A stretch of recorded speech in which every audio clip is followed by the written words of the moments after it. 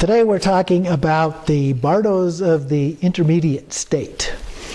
Now, in our text, we talk about 6 different Bardos: the Bardo of this life, the Bardo of the dream, the Bardo of meditation, and then there's the Bardo of dying, the Bardo of Dharmata, and the Bardo of becoming. So here we're talking about the last 3 of those. Bardo actually means in between, so between point A and point B, and it can be any point A or point B. Typically, though, we're talking about the Bardo we usually refer to as the Bardo between the time of death and the Bardo of rebirth, or the time of rebirth. And that actually consists of 2. The Bardo of becoming is the biggest part of that, but it's preceded by a shorter period of time called the Bardo of Dharmata. And of course that is preceded by the Bardo of dying, which is, we're still alive at that point, but we're going through that dying process. So those are the 3 that we're going to look at today. Now, all of the trainings that we have done previously have been focused on the Bardo of this life and trying to achieve enlightenment in this life. But each of those practices also helps prepare us for the Bardo experience. The Zokchan Rinpoche calls this Plan B.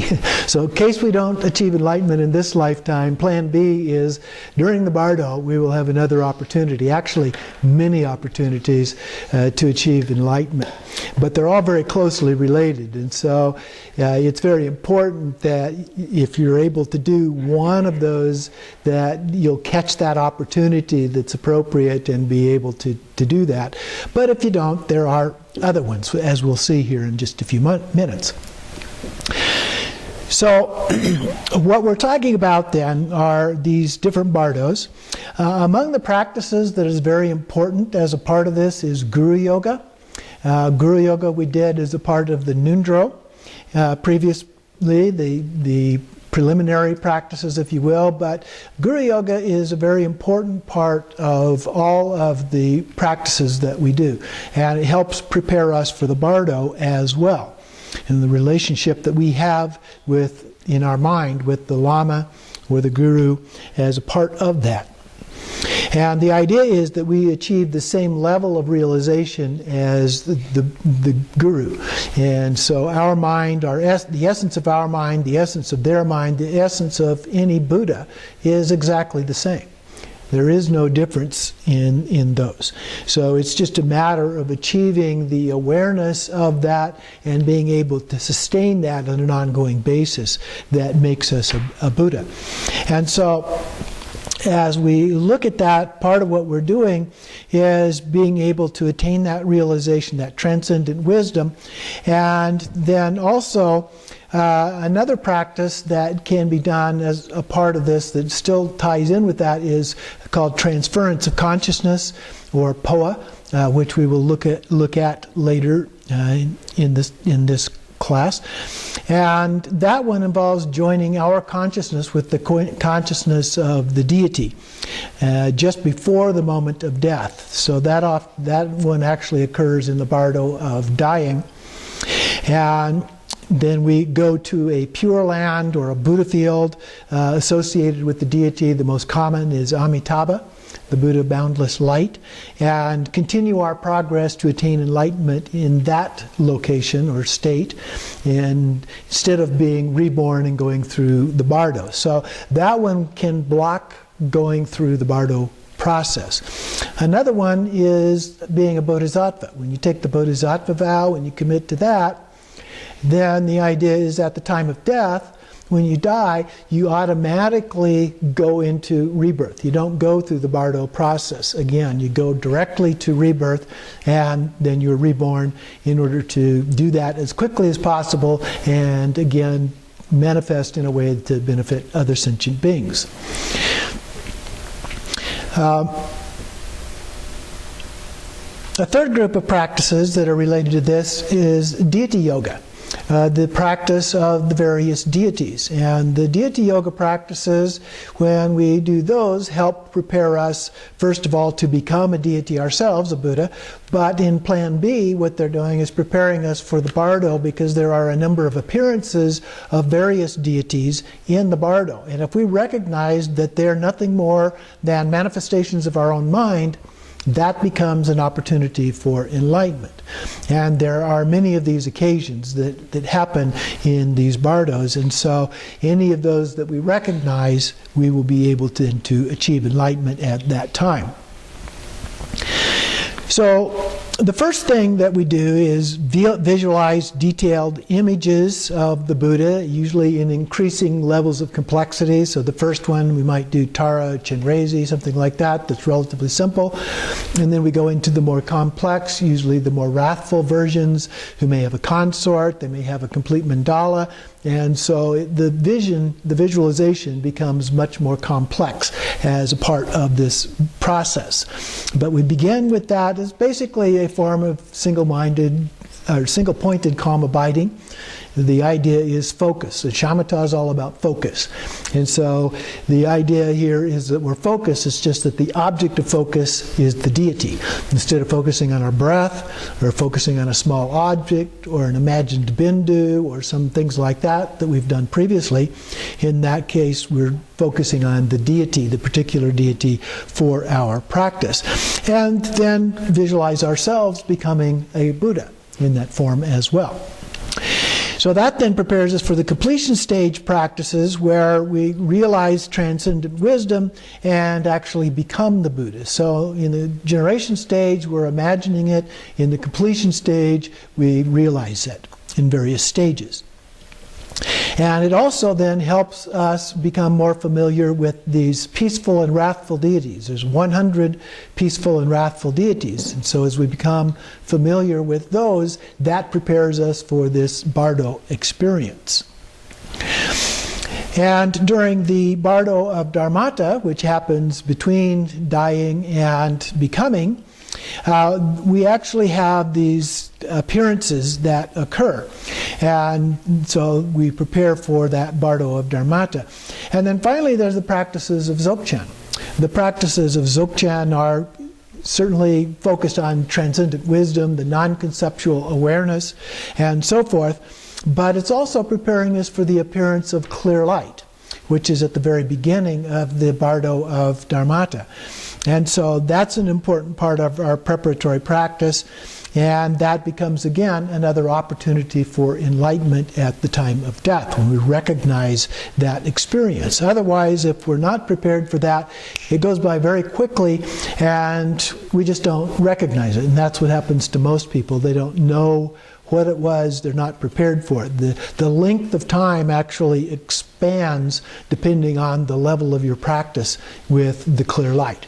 And so the longer you're able to maintain that, the longer the actual experience is, which then increases the likelihood that you'll recognize it when it actually happens.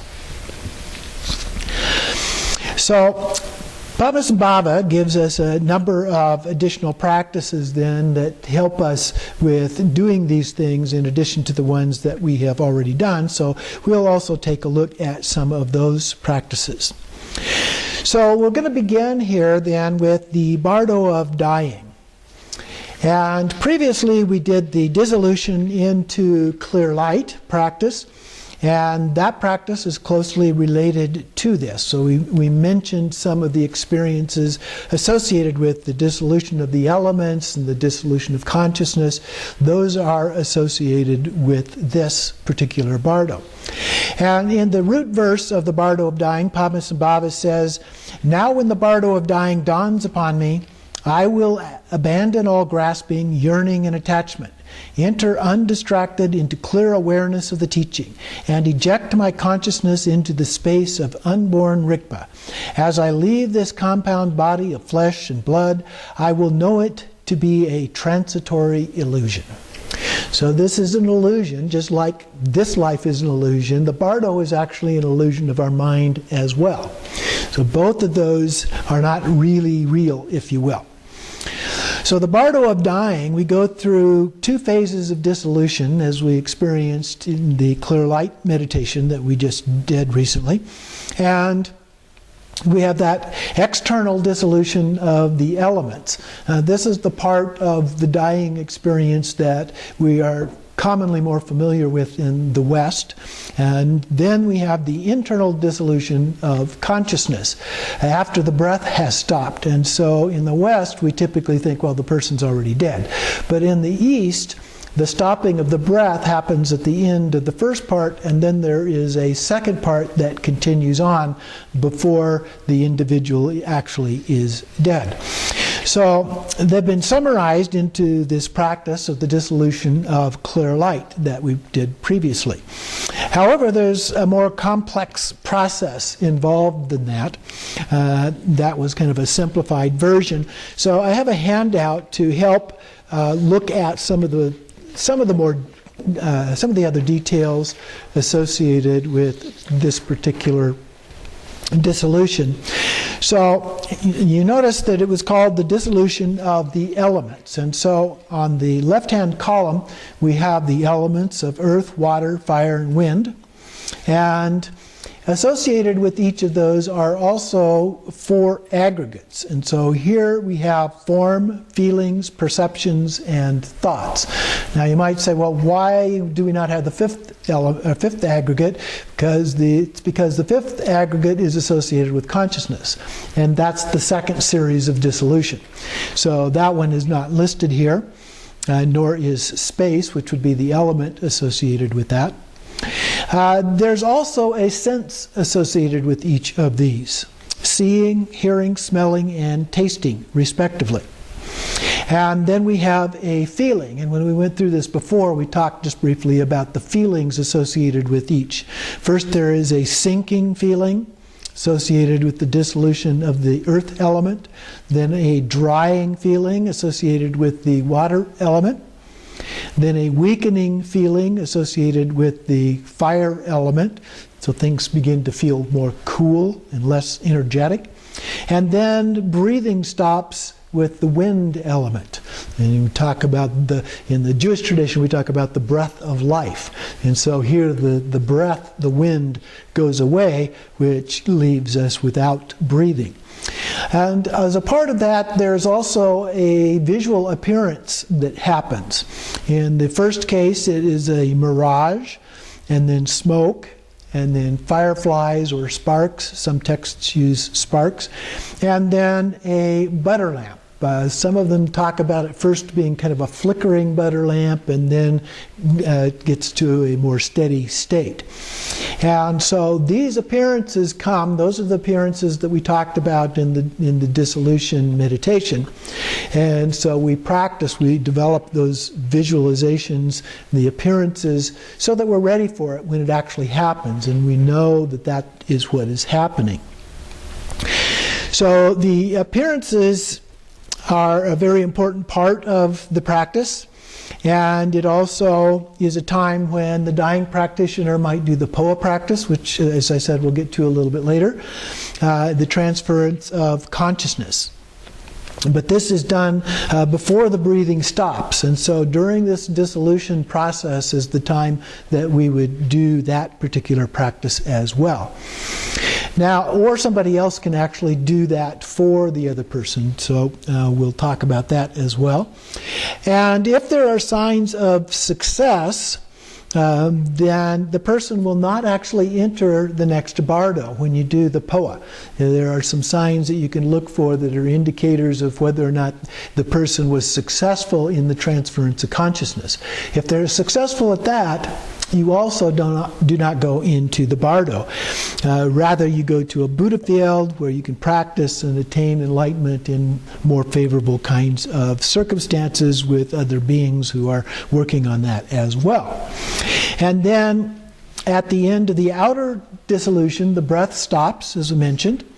And then we have, from a Western point of view, considered that the body has died. And from the Tibetan point of view, as I mentioned, that the consciousness is still aware. And so we have then this inner dissolution of consciousness. And the second table on the handout relates to this second dissolution of consciousness. And so here we have a column for cause and then sign. So the cause, the first level, we have the white bodhicitta drop, which should be at the crown, descends from the crown down to the heart chakra. And the sign of that is a sky-like white light. So everything turns into this kind of a vague white light. And then the red drop from the navel then also ascends up to the heart chakra.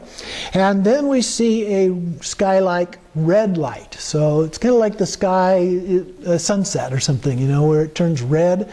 It's kind of like that. It goes from white, more like daylight, into the darker color, a red color, as the red drop ascends. And then the two drops collect together. They merge at the heart, which shuts out all of the light. And so the sign is a sky-like total darkness and a loss of consciousness. So because it surrounds the indestructible drop at the heart, and there's no light at all, it appears to us as black. And so that is the sign, total darkness. But after a while, the winds begin to move a little bit again, and the red and the white drops actually enter the indestructible drop at the heart. And that's when we have the sky-like dawn of the actual clear light, sometimes also referred to as the mother clear light. So during our practice, what we have done is generated the child clear light. And then when we see the mother clear light, they talk about it as being like a mother and a child uniting together. Okay? So it helps us to have had that experience before we actually experience the actual clear light. So these are the signs that were also a part of the meditation practice on the clear light, the dissolution into clear light practice that we did already. And so that helps, again, prepare us for this Bardo experience. Now, reciting the Tibetan Book of the Dead, the Liberation on Hearing, is also a common practice that is done as a part of all of this. When the person is dying, there are some practices that are a part of that, some prayers that can be done before the person actually dies. But once they have gotten to the point of losing consciousness, then we recite this to them and help guide them through the Bardo experience. Now, the Bardo experience is said to last a period of 49 days, but that's an approximation. So it may last longer, it may last shorter time than that. But it's designed around this idea of 49 days. So we try to guide them through that. The actual dissolution of the consciousness is said to last for about 3.5 days, something like that. But these are Bardo days, so they can be shorter than other days. And so it becomes difficult to know exactly what is going on when for the person. And so typically what is done is they will recite the entire Liberation on Hearing, the Tibetan Book of the Dead, to them each day, so that regardless of where they are in the process, they will get that. Now, that can be an expensive proposition for a family because there would be usually a lama, maybe several lamas, or some support people. They would have to take care of them and feed them and so forth for this period of time. And so it can get to be a fairly expensive thing for them to do.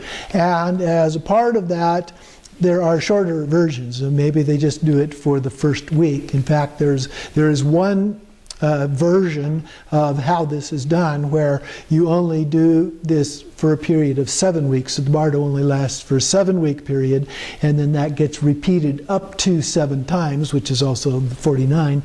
But it's just the same experience, and it happens over and over again, and you have these same experiences. That's a little bit different approach. And actually in the Tibetan tradition, there are a number of different practices which were consolidated by Karma Lingpa who was the treasure revealer of the Tibetan Book of the Dead, and Natural Liberation, the book that we are using. Those are companion volumes that go together. Now, it's attributed to Pabasambhava, but the historical evidence ties it back to about the time of Karmalingpa, so you can see how he began to bring these different things together, going back to some sources from India, as early as the Buddha himself, but bringing in some of the traditions about death and dying from the Tibetan culture as well as a part of that. So that then gets us to the Bardo of Dharmata. So once we go through those first two dissolution experiences, the breath is stopped after the first one. We have the experience then at the end of the other one, which is the sign of having entered the Bardo of Dharmata, of clear light. So the loss of consciousness, the black, is really the end of the dissolution. The experience, the next piece actually puts us into the Bardo of Dharmata. So the appearance of the actual clear light, or pure awareness, or Rigpa, different words that we use for this. It has no specific qualities, but it is sometimes described as being luminous. The empty nature of that is said to be beyond any inherent existence in any respect whatsoever. So it has no even sense of being inherently existent. And it's also represented by Samantabhadri, the deity Samantabhadri, the female primordial Buddha. And the manifest nature of that, which is said to be unimpededly radiant, brilliant, and vibrant, is represented by Samantabhadra. So we have Samantabhadra and Samantabhadri together here, the male primordial Buddha and the female primordial Buddha together. The two are inseparable. It's like a statue of two in union together. It looks like two figures, and yet it's just one piece of metal, if you will. You can't separate them in most cases. I have seen one where the two could be separated, but usually they're molded together in a way that it's just one piece of metal. And so it appears to be two, but it's really just one. So when we do these practices, we recognize the clear light, and we will then attain enlightenment at the time we see the actual experience of clear light. As I mentioned, the length of its appearance relates to our ability to sustain the appearance of clear light during our practice. And so the longer we can sustain it during our practice, the longer the actual experience is, and the better our opportunity to recognize it at that time and attain enlightenment. Now, if we fail to recognize the clear light, then the second part of the Bardo of Dharmata manifests as an appearance of the five Buddha families. And so the five families represent this display of sounds and colored lights and rays of light and so forth that appears, and it can be quite intense. And so the table gives a few of the highlights related to the five Buddha families here as well. They're said to be subtle and clear, radiant and dazzling, naturally bright and awesome light, shimmering like a mirage, and they're all accompanied by sounds that are clear and thunderous, reverberating like 1,000 simultaneous peals of thunder. And then each Buddha and consort is accompanied by two sets of male and female bodhisattvas. So we see here in the table, it's listed by elements. And the reason for that is that the Buddhas represent these elements. Okay, so we don't start with the Buddhas, we start with the elements that they represent and the color associated with this. So the element space is blue, the Buddha is Vairochana. And the water is white, and the Buddha is Akshobhya or Vajrasattva. Or some of them combine it together, Akshobhya, Vajrasattva. Earth is yellow, represented by Ratnasambhava.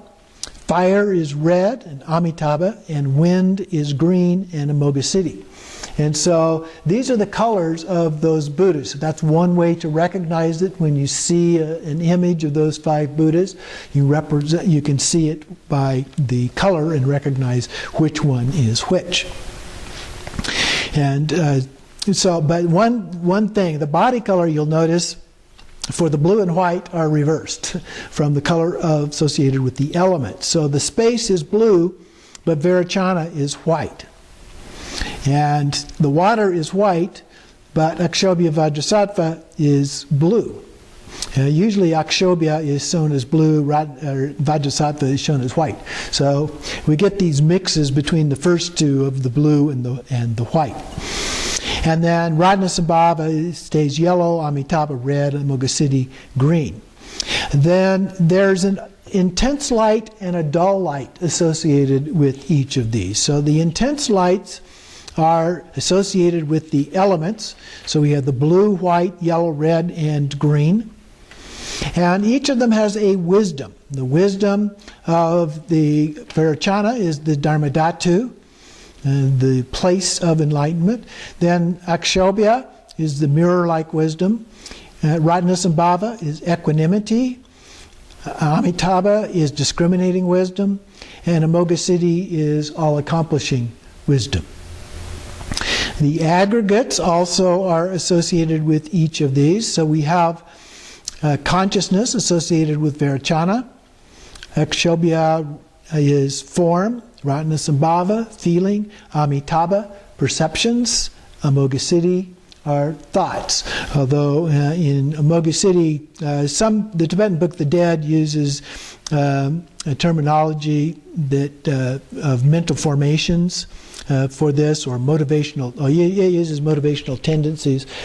Some also use mental formation. So the idea of the aggregate is slightly different in expression, but it basically refers to our conceptual thoughts that we have.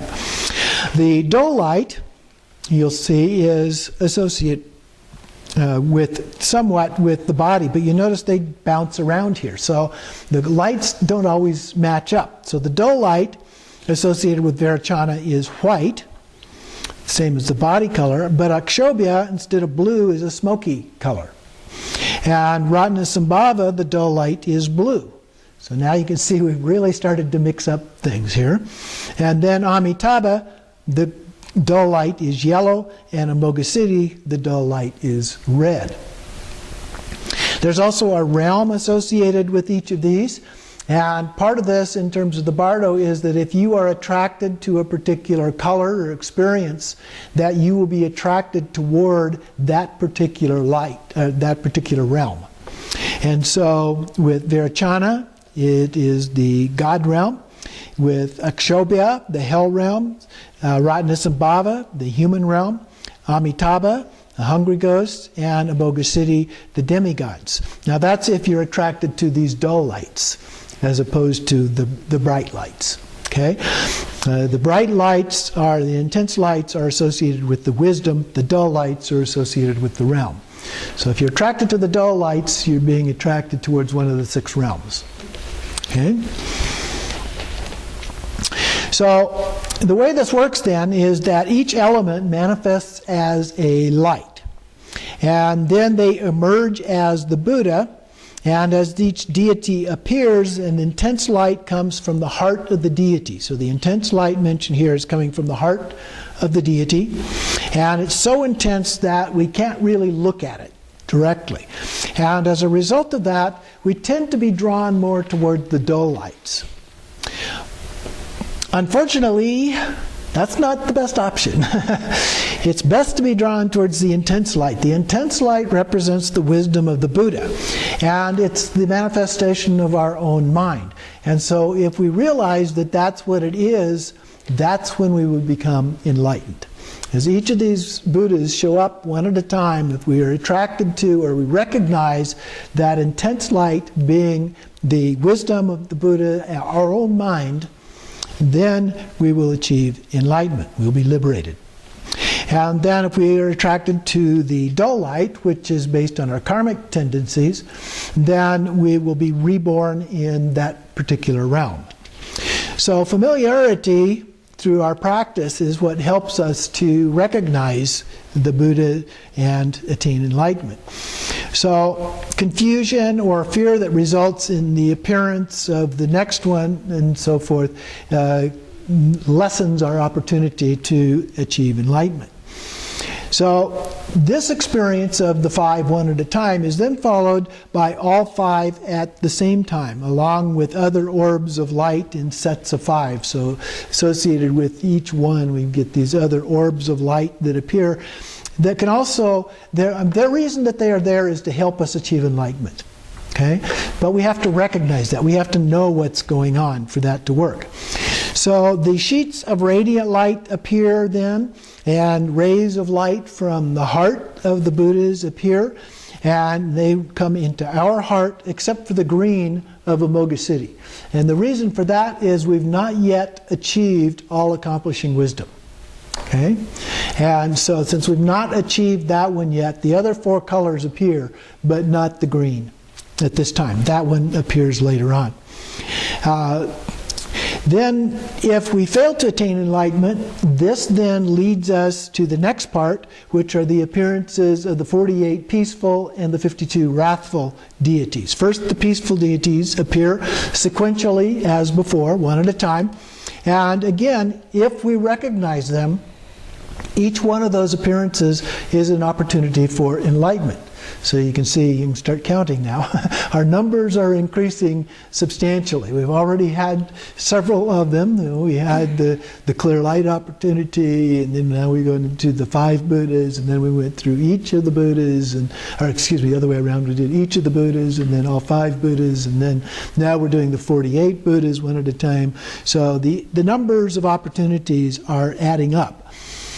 And then it's said that this last process lasts a period of about 7 days. The signs of liberation at this time, so if we were the person not who had died, but somebody else observing all of this, some of the signs that we might see that would point to this include a cloudless sky, rainbows, a shower of flowers, fragrance of perfume, music in the sky, relics from the cremation. There would be relics that remain from that. Different images, rainbow lights, and so forth in the funeral pyre. So any of those kinds of things are examples of signs that the person has achieved liberation. If that fails, then the third part of the Bardo of Dharmata, or the second part of the second part, if you will, happens, which is the appearance of the 52 wrathful deities. Another series of opportunities for enlightenment.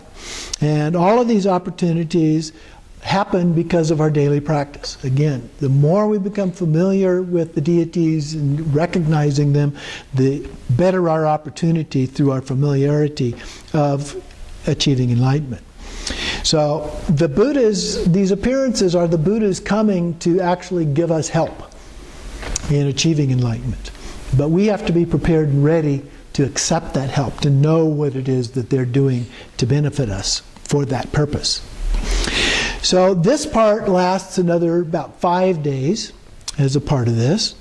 But if we fail to do that, the next thing we face is the terrifying Yama, the god or lord of death, if you will.